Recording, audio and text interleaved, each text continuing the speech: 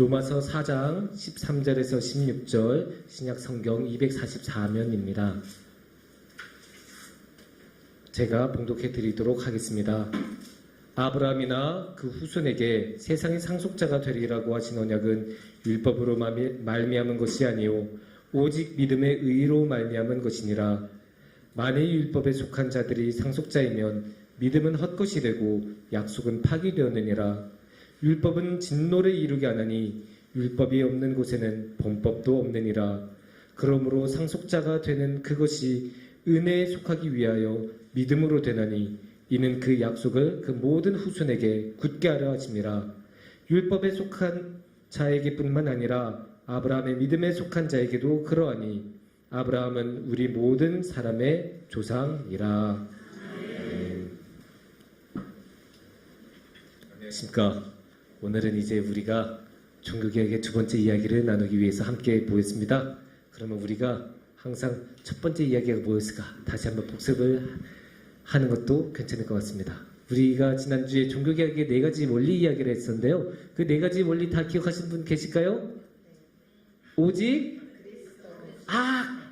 정답을 벌써 그러시면 안 되는데 정답이 벌써 다 나왔습니다. 끝났습니다. 어쩔 수 없어요. 그러면 다시 공개된 김에 다시 한번 보여주시고 다 같이 한 목소리로 힘차게 외치겠습니다. 오직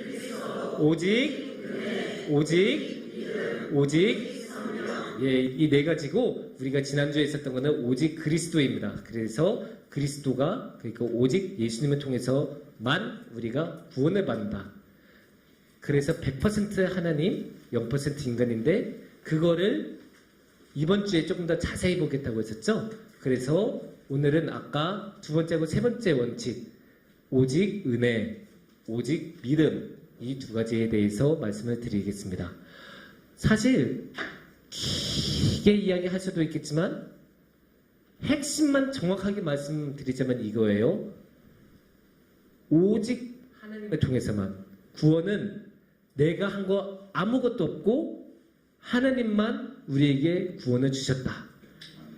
그림을 다시 한번 보여주시면 좋을 것 같은데 PPT. 그 다음 PPT요? 예. 하나님이 100% 주신 거예요. 우리는 하는 거 아무것도 없어요. 사실 오늘 이야기는 이것만 기억하시면 돼요.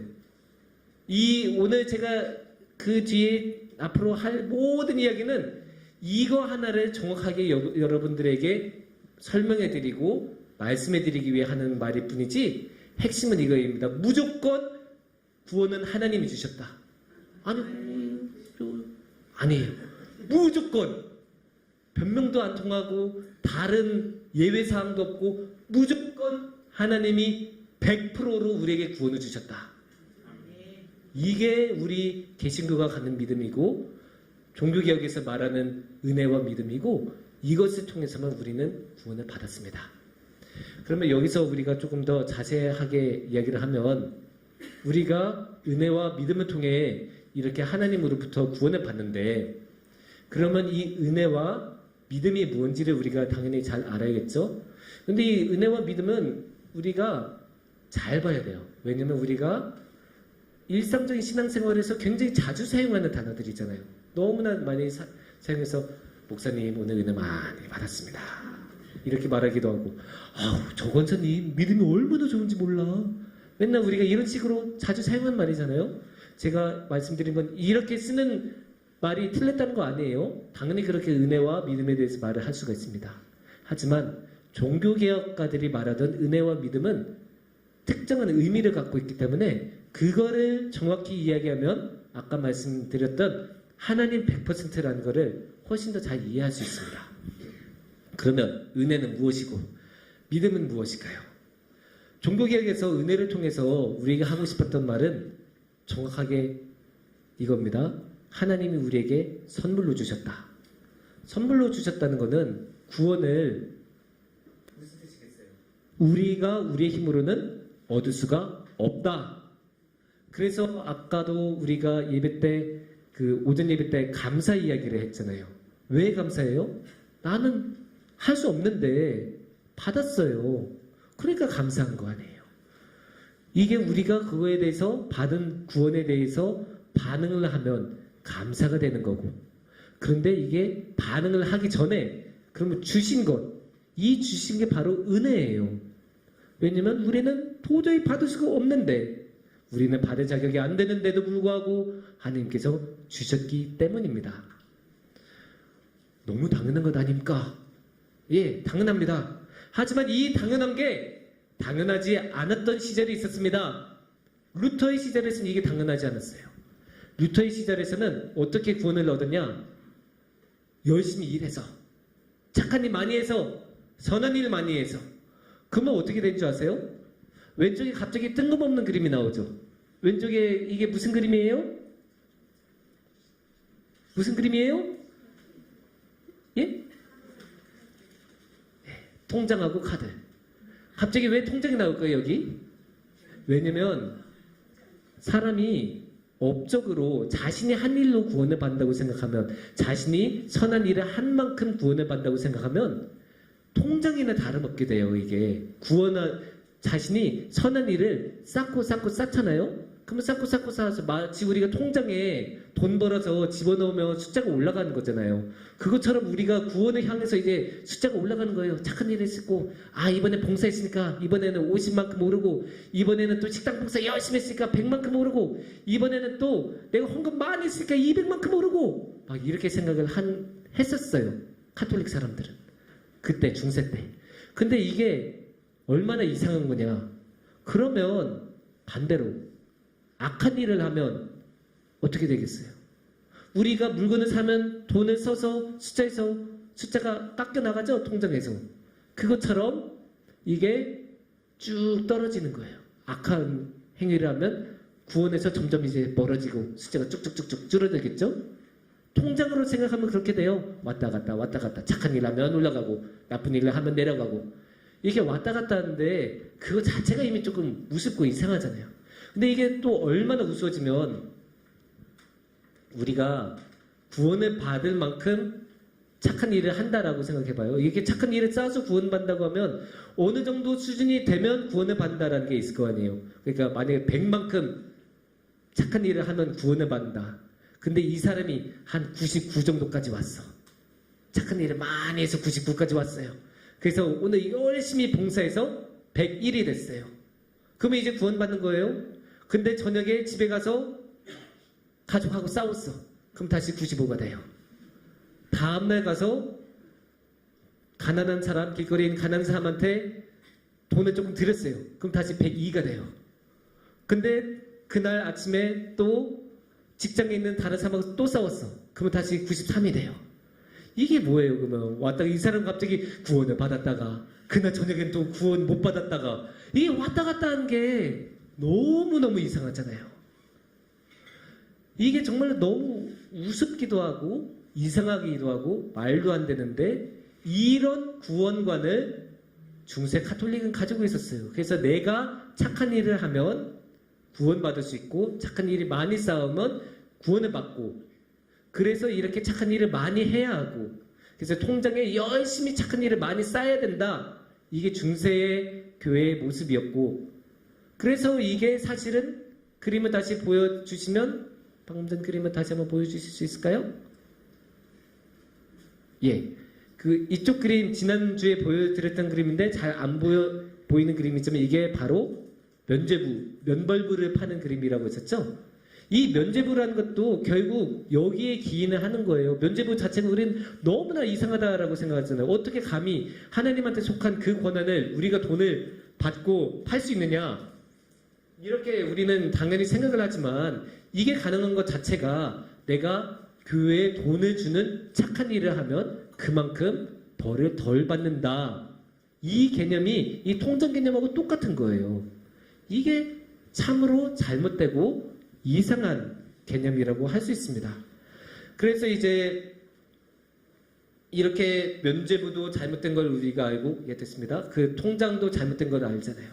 근데 루터는 이 사고하고 싸워낸 게 너무 힘든 싸움이었어요. 당연하지 않겠어요? 그 전에 1000년 동안이나 지배해왔던 사고이고, 그게 표준이고 정석이었는데 어떻게 거기서 벗어나는 생각을 할 수 있겠어요? 그러니까 루터도 처음에 수도사로 살 때는 완전히 이 생각에 사로잡혀서 계속 어떻게든 더 착한 일을 하려고 하고, 근데 착한 일을 많이 하는 데는 한계가 있죠. 하지만 나쁜 일을 많이 하는 데는 한계가 없어요. 그러니까 어떻게든 나쁜 일을 안 하게 하려고, 나쁜 일을 안 하려고 엄청나게 노력을 했어요. 엄청나게 노력하고, 그래서 쫙 이제 목록이 있을 거 아니에요. 죄의 목록들. 그거를 뭐라고 할 수 있을까요? 율법.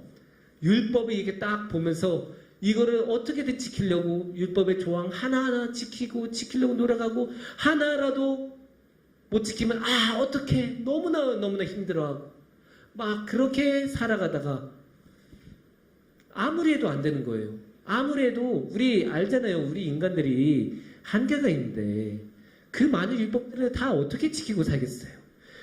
물론 한순간에는 지킬 수 있겠죠. 근데 우리가 일평생 몇십 년을 살아가는데 그 몇십 년 동안 그 모든 것들을 다 지키면서 어떻게 살아가겠습니까? 루터처럼 수도원에서 완전히 그거 하기 위해서만 사는 사람들도 못 지켰어요. 못 지키니까 너무 힘들고 괴롭고 어려워서 루터는 마음이 너무 힘들고, 그래서 막 좌절하고 절망하다가 어느 날 깨달은 거예요. 이게 아니구나. 내가 내 노력으로 구원한 게 아니구나. 내가 노력해서 내가 업적을 쌓아서 구원을 온 게 아니구나. 그러면 어떻게 구원을 얻을까? 그냥 하나님이 나한테 주신다.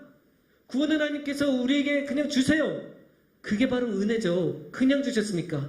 우리가 노력으로 얻은 게 아니고 우리가 돈 주고 산 게 아니니까 하나님께서는 그냥 은혜로 우리에게 구원을 주셨습니다.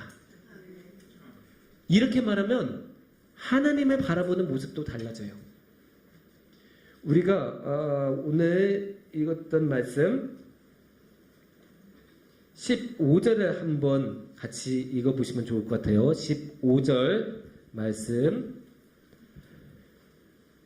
율법은 진노를 이루게 하나니 율법이 없는 곳에는 범법도 없느니라. 범법도 없느니라. 아이고 잘 보여서 그런데 한 번만 더 다시 읽을게요.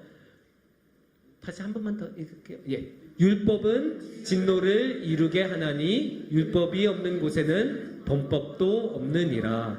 네. 이런 거를 루터가 깨달은 거예요. 율법으로 신앙생활을 하고 율법으로 하나님을 볼 때는, 율법은 뭘 한다고 했어요? 진노를 한다고 했었죠? 그러니까 루터한테 율법의 하나님은 진노의 하나님이었어요. 왜냐?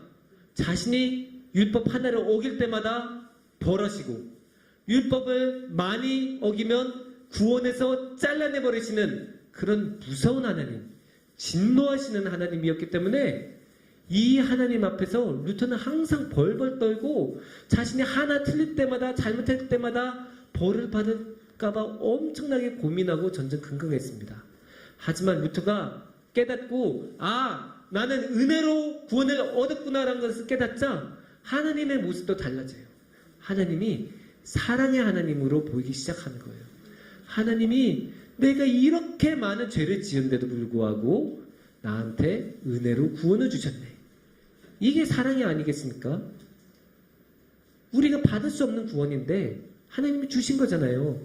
그러니까 이게 은혜이고, 그러니까 하나님께서는 사랑으로 그것을 주신, 너무나 자비하시고 은총이 많으시고 인자하시고 노하기를 더디하시는 하나님이구나라는 것을 루터가 깨달았습니다. 근데 여기서 우리가 자세히 보면 더 큰 은혜가 보입니다. 우리가 그냥, 우리는 사실 구원 못 받는 사람들인데 구원 받았어요 하면 굉장히 무미건조하게 들려요. 우리가 뭐 자주 듣던 말이기도 하고, 그냥 구원 못 받으면 어때? 라는 느낌도 있어요. 구원 못 받은 사람이라고 하면 너무 그냥 중립적이에요. 그냥 저쪽에 구원 받을 수 있어서 좋은 사람들이고 여기 뭐 구원 못 받아도 그럭저럭 사는 사람들, 이렇게 생각할 수가 있는데 그게 굉장히 잘못된 생각이에요. 하나님께서는 은혜로 구원을 하실 때 어떤 사람들에게 구원을 주셨냐? 구원 받을 수 없는 사람들한테 주셨어요. 절대 구원받을 수 없는 사람들. 더 자세하게 말하면 구원을 받으면 안 되는 사람들, 반드시 벌을 받아야 되는 사람들한테 구원을 주셨어요. 이게 무슨 말이냐? 우리한테는 너무나 죄가 많으니까. 물론 우리가 이거를 너무나 자주 한 말이어서 이 죄인이란 말이 굉장히 진부하게 느껴질 수도 있지만 이 맥락에서 죄인이란 말 말고는 표현이 안 돼요. 왜냐? 우리는 그만큼 살아가면서 많은 악행을 저지르고 우리가 의도를 하든 의도를 하지 않든 살면서 악한 결과를 만들어내면서 살아갈 수밖에 없기 때문이에요. 그건 우리의 한계이기도 하고 우리는 달리 살아갈 수 있는 방법이 없어요. 우리는 살면서 어떻게든 악을 저지르기 마련이에요. 그래서 우리에게는 죄가 너무나 많은 거고 그래서 우리는 벌을 받을 수밖에 없는 사람들, 하나님께서 싫어하실 수밖에 없는 사람들인데도 불구하고 하나님께서는 그런 우리들을 버리지 않으시고 우리들에게 다시 한번 기회를 주시고 은혜로 주시고 우리에게 구원을 주시고 우리와 함께 해주신 거예요. 이게 은혜가 아니고 무엇이겠습니까? 그런데 이런 말을 하면 꼭 이런 사람들이 있어요. 저는 그렇게 죄를 많이 안 저지른 것 같은데요. 제가 벌을 받아야 될지는 몰라도 그만큼 그 많은 벌을 받을 만큼은 아닌 것 같은데요. 아니면 진짜 이런 사람들이 있어요. 아니 저는 멀쩡하게 잘 살아가고 있는데 왜 괜히 저를 죄인으로 만드세요? 저 그렇게 죄 지은 사람 아니에요. 그렇게 말하는 사람도 있어요. 예, 분명히 그렇게 말할 수 있습니다. 자신이 죄가 없다고 느낄 수도 있어요. 하지만 하나님을 만난 사람은 그렇게 말할 수 없어요. 하나님의 은혜를 체험했던 사람은 그렇게 말할 수 없어요. 왜냐? 하나님 앞에 딱 서는 순간 하나님이 어떤 분이신지 깨닫게 되고 그 앞에 내가 얼마나 더러운 사람인지 알게 돼요. 그거를 보면 나는 지금까지 내가 죄가 없는 줄 알았는데 그게 아니었구나. 나 진짜 죄가 많은 사람이었고 내가 진짜 악한 사람이었구나. 그걸 깨닫게 되고 그럼에도 불구하고 나를 붙들어 주시고 그럼에도 불구하고 나를 이끌어 주신 하나님을 보면서 은혜구나. 은혜밖에 없구나. 은혜 아니면 내가 정말로 하나님을 만날 수 없구나. 이런 생각을 할 수밖에 없습니다. 하나님께서 이렇게 놀라운 은혜로 우리를 용서해 주시고 우리를 의롭다고 해주십니다.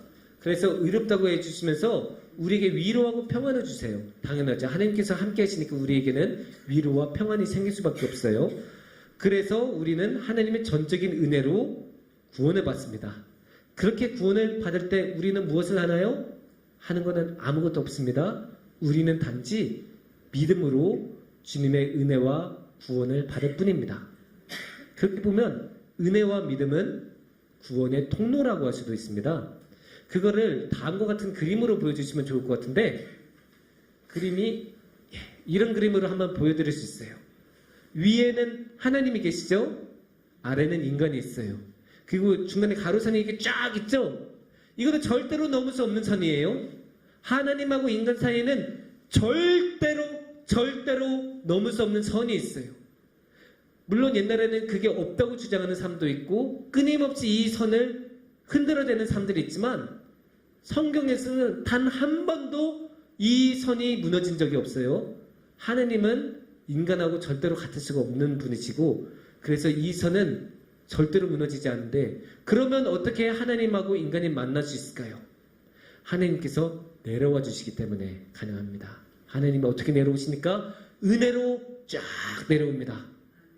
은혜로 쫙 내려오시고 그거를 인간은 믿음으로 바를 뿐이에요.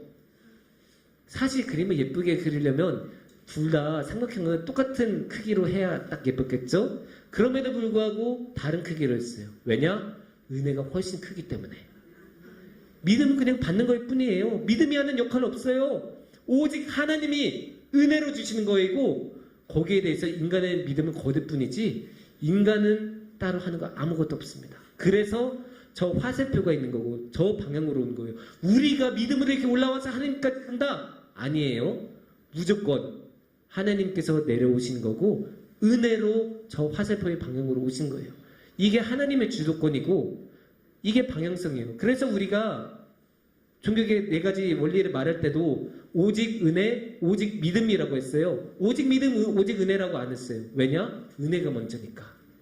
하나님이 은혜로 먼저 주신 거니까. 그러니까 하나님의 은혜로만 우리는 구원을 받을 수 있고 그렇게 하나님의 은혜로 주셨을 때 우리는 믿음으로 받아들입니다. 예, 됐습니다. 예, 그리고 이렇게 우리가 은혜로 주신 구원을 믿음으로 받았는데 그게 10절에 그런 말씀을 잘 볼 수 있어요. 오늘의 말씀 10절을 보시면 10절 본문 가능할까요?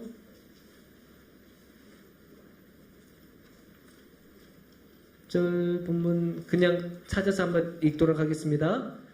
그런즉 그것이 어떻게 여겨져 죄송합니다. 10절이 아니고 죄송합니다. 제가 잘못 봤네요. 죄송합니다. 13절입니다. 13절 죄송합니다. 아닙니다. 죄송합니다. 제가 헷갈렸네요. 16절입니다. 16절 죄송합니다. 16절 읽도록 하겠습니다. 그러므로 상속자가 되는 그것이 은혜에 속하기 위하여 믿음으로 되나니 이는 그 약속을 그 모든 후손에게 굳게 하려 하심이라. 율법에 속한 자에게뿐만 아니라 하나님의 믿음에 아브라함의 믿음에 속한 자에게도 그러하니 아브라함은 우리 모든 사람의 조상이라. 아멘. 여기 보면 전반부에 정확히 나오죠. 은혜에 속하기 위하여 믿음으로 되나니. 이렇게 은혜하고 믿음이 연결이 돼요. 이렇게 은혜하고 믿음이 쫙 연결이 되는데 은혜에 속하는 게 목적이에요. 그걸 무엇으로 한다고요? 믿음으로 한다고. 그러니까 여기서 어디까지나 주도권은 은혜에 있는 거고 그것을 사람은 믿음으로 받습니다. 이 원칙을 우리는 항상 기억해야 되고 이거를 바울 사도가 얼마나 강조했는지 몰라요. 우리는 은혜를 통해서만 믿음을 통해서만 구원을 받는다. 그게 결국은 이 믿음을 통해서 은혜를 통해서 구원받는다고 할 때는 결국 우리 행위로 하는 게 아니다라고 이야기를 하는 건데 이 믿음의 반대로 율법이 자주 나와요. 왜 율법이 나오냐? 율법은 행동이거든요. 자신의 행동. 그래서 자신이 무언가를 해서 율법을 잘 지킨다. 율법 자체는 당연히 좋은 거죠. 근데 율법을 지키는 그것에서 구원을 받는다고 생각하면 결국 뭐가 문제냐? 내가 들어가는 거예요. 내가 드러나는 거예요. 내가 했다. 내가 구원을 얻었다. 내가 열심히 율법을 지켰기 때문에 구원을 얻었다. 그러면 나의 자랑이고 하나님이 하신 일이 아니기 때문에 그거는 더 이상 은혜가 아니게 됐죠. 그게 아니라고 바울은 너무나 열심히 강조를 하고 있는 거고 루터도 그거 아니라고 얼마나 열심히 말을 하고 있는지 모릅니다. 그런데 문제는 사람은 항상 이 내가라는 걸 너무 좋아해요. 진짜 좋아하거든요. 어쩌면 사람의 본성인 것 같아요. 왜냐? 애들도 그렇거든요. 그냥 애들도 아니고 완전 어린애들. 제가 예전에 유치부 사역을 좀 한 적이 있었는데 유치부에서 애들이 보면 정말 많이 하는 말이 내가예요. 그래서 내가병이라는 말까지 있는데 내가 할 거야. 생일 케이크 촛불 내가 할 거야. 이제 애들 다 같이 물놀이 하려고 나가야 되는데 자 빨리 신발 신자. 내가 신발 신을 거야. 그래서 혼자서 3분 동안 신발 신고 있고 30명 뒤에 줄 서서 기다리고 있고 내가. 그런데 내가가 구원에서는 아니에요. 우리 사람은 그 내가를 너무 좋아해서 항상 그 내가라는 말을 하지만 아니에요. 구원에서는 아닙니다. 그런데 우리가 항상 이렇게 내가라고 생각하고 내가 해내는 것 그리고 그렇게 해낸 것으로 생각하면 아까 뭐가 되죠? 통장처럼 돼서 양적인 것이 돼요. 믿음이.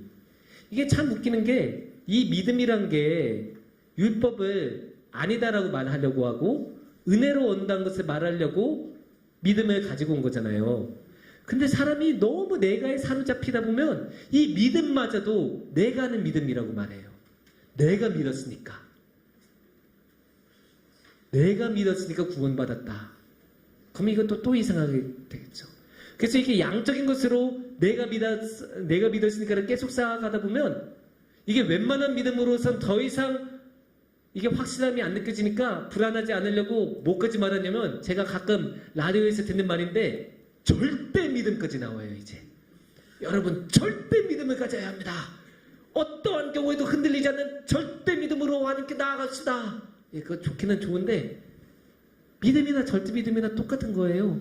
그냥 믿음이라고 해서 흔들리는 거 아니니까요. 왜냐? 내가 하는 게 아니고 하나님이 하시는 거니까. 하나님께서 하시는 거면 굳이 우리가 그렇게 핏대 세우면서 할 필요가 없어요. 왜냐? 하나님께서 우리를 그냥 이끄시는 거니까. 그게 믿음이고 그게 하나님께서 우리를 이끄시는 방법이죠. 근데 이제 이렇게 말을 하면 예, 목사님 많은 것 같은데요. 그래도 믿음은 제가 믿는 것 아닙니까? 이렇게 물어보실 분들이 있어요. 사실 그렇게 틀린 말은 아니에요. 왜냐면 우리가 예배 때도 사도신경 항상 고백하잖아요. 우리가 매 예배 때마다. 그런데 그 원어를 보면 우리는 그냥 믿는다라고 하지만 그 원어를 보면 내가 믿는다라고 분명히 나와요. 그래서 어쩌면 교회 전통이 내가 믿는다라고 말을 한 게 맞는 거일 수도 있는데, 그런데 그냥 내가라고 생각하면 안 돼요. 옛날에서 말하던 나는 공동체적인 나이고 지금의 나는 그냥 정말로 나이잖아요. 근데 이 내가가 믿는 게 다가 아니라는 것을 우리가 성경 말씀을 보면 알 수 있어요. 성경 말씀 어디냐? 마태복음 16장 16절을 한번 띄워주시면 감사하겠는데요. 예. 시몬 베드로가 대답하여 이르되 주는 그리스도시요 살아계신 하나님의 아들이시니이다. 이게 베드로의 신앙 고백이죠. 너무나 아름다운 고백이고 흠잡을 데가 없는 신앙 고백이에요. 성경에서 이것보다 더 정확하고 더 뛰어나냐고 말하기는 좀 애매하지만 하여튼 이와 같은 수준의 신앙 고백을 저는 못 본 것 같아요.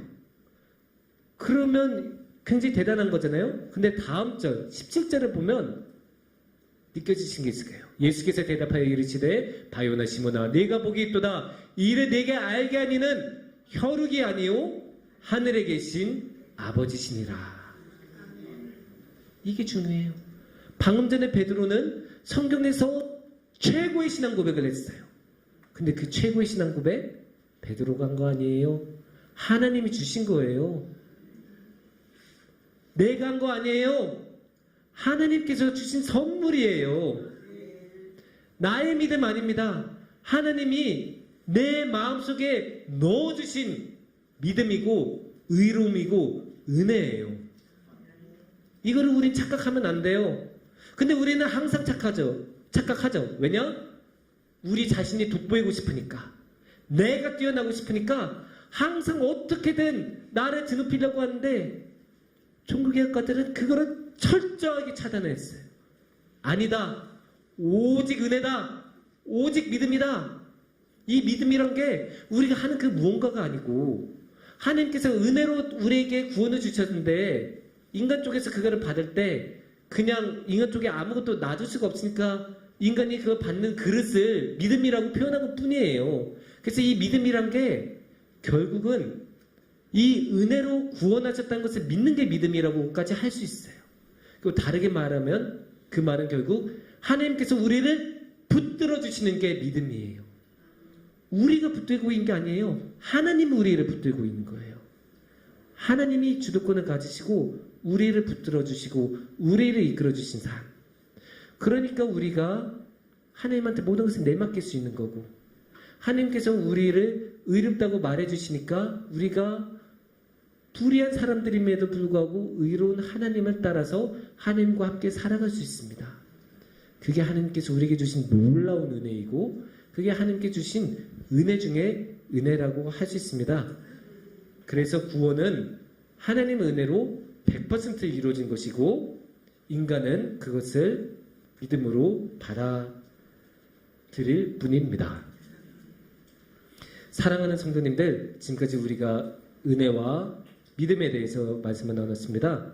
그래서 다시 한번 말씀을 드리자면 종교개혁가들이 이렇게 은혜와 믿음에 대해서 열과 성을 다해 목소리를 높였던 이유는 명확합니다.